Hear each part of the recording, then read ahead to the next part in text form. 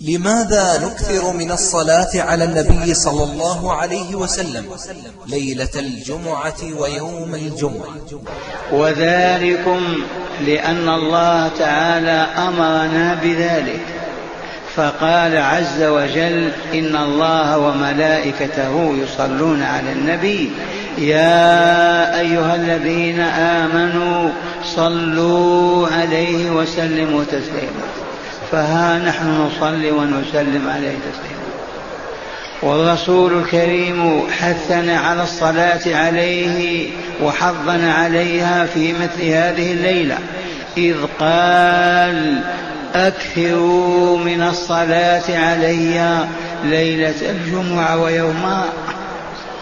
أكثروا من الصلاة علي ليلة الجمعة ويومها. قالت العلماء: حد الكثرة 300، فمن لم يصلي على نبيه صلى الله عليه وسلم اليوم الليلة أو غدا 300 مرة ما أطاع رسول الله وما استجاب لقوله: أكثروا من الصلاة علي.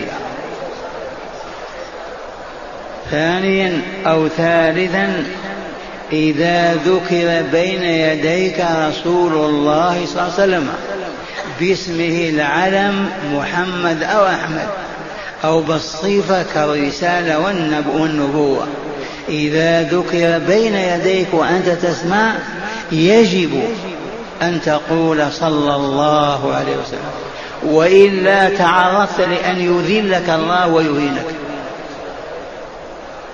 إذ كان على المنبر يخطب الناس وإذا به يقطع الخطبة ويقول: آمين آمين آمين.